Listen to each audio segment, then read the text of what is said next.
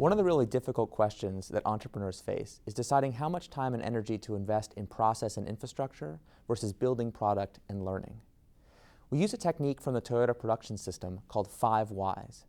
The idea is when we run into a problem, when we have a server crash or a product that doesn't work, we want to get to the root cause of what caused it to fail and then fix that root cause.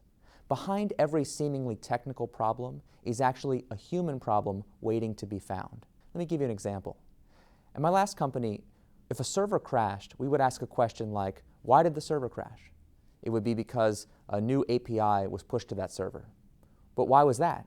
It's because we just launched a new feature that used that API in the wrong way. Well, why is that? It's because we had an engineer who was new and didn't know how to use that API properly. Well, why is that? It's because that engineer was never trained. Well, why is that? It's because their manager didn't believe in training.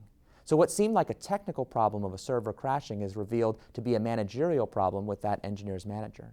The technique of 5 Whys is to make a proportional investment in each of the 5 levels of the hierarchy. So fix the server and improve that API and teach that engineer the proper way to use it and also have a conversation with the engineer's manager. Now, when I was the manager at the receiving end of this kind of conversation, I would usually say something like this. Well, sure, I believe in training. I think it's very important. And if you can find somebody who can do all the work I was planning to do for the next 8 weeks, I would be happy to invest in a state-of-the-art training program for my company, which in a startup is basically manager speak for, there is no way I'm going to do this training program, leave me alone. So how can we get out of that situation where it's all or nothing, 8 weeks invested in managerial training or leave the problem as is?